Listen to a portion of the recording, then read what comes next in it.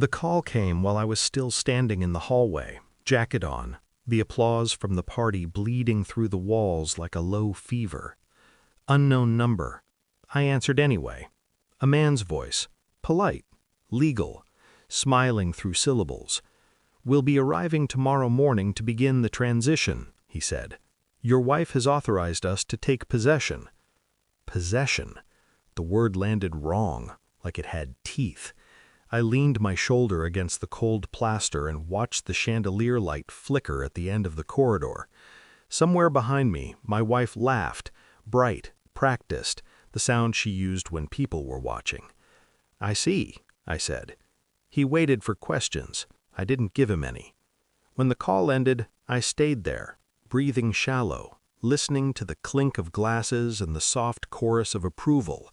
Her family, their nods, their certainty. Minutes earlier she had stood in front of them all, Oxford MBA, tailored dress, perfect posture, and said it cleanly. "My inadequate husband should give his struggling company over. It's the rational choice." Inadequate, struggling, rational. I had smiled, I had kissed her cheek, I had walked out without a sound.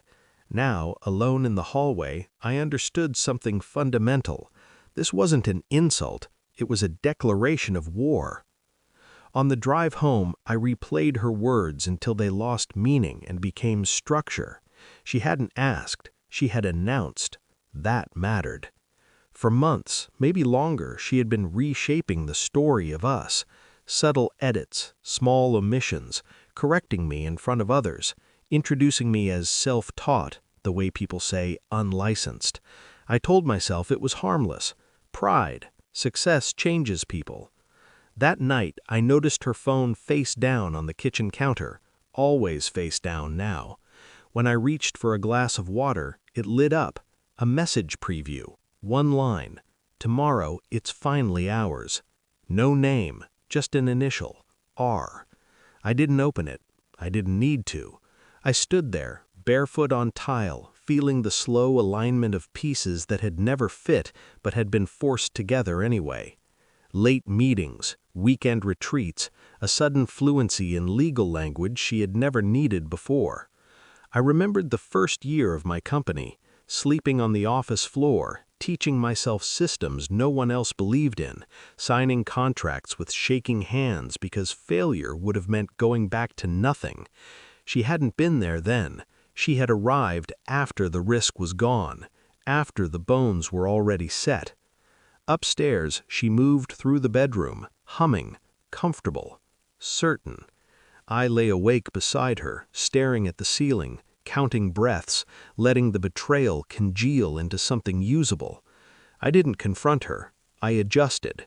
I smiled more, asked fewer questions, let her believe the humiliation had worked. During the day, I investigated, quietly. I pulled corporate records, read amendments I didn't remember approving, noticed signatures that looked like mine but leaned wrong at the edges. I checked phone logs, not messages, patterns, frequency, timing. A name surfaced again and again. R. Caldwell, her former classmate, now a partner at a firm that specialized in acquisitions, hostile ones. At night, I watched her pack folders for meetings and noted which documents never returned. I set up redundancies she didn't know about, mirrors of data, old safeguards I had built years ago and never dismantled because I don't dismantle things that work. My company wasn't struggling, it was insulated, and it was mine in ways she didn't understand because she had never built anything from nothing. She had optimized, polished, rebranded. I had engineered. When she kissed me goodbye in the mornings, I felt nothing, not anger, not sadness, just clarity. Every betrayal leaves a shape. Once you see it, you can step around it.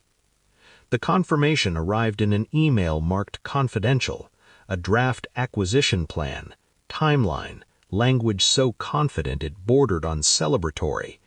My name appeared exactly once, as a liability. I printed it, set it on the table between us that evening. She froze, just for a second. Enough. "What is this?" she asked, already knowing. I didn't raise my voice. I didn't lean in. I wanted to understand, I said, since I'm inadequate. Her face rearranged itself. Shock, then offense, then strategy. She reached for the paper. I held it still. You were supposed to sign, she said. This is how adults do business. Adults, I repeated. She finally looked at me, really looked, and I saw fear flicker, small, precise. R's name sat there between us like a witness. You lied, she said, trying to invert it. No, I said, you miscalculated. Silence stretched. She waited for anger, for pleading. I gave her nothing. They arrived at 9 the next morning, her family, R, 2 lawyers with identical smiles. I let them in. They spread papers across my conference table, speaking in smooth, overlapping assurances, transition, efficiency, best interests. I listened until they finished. Then I slid a single folder across the table. Inside were the originals, the clauses that superseded everything they thought they owned, the protections I had written years ago when no one believed the company was worth protecting.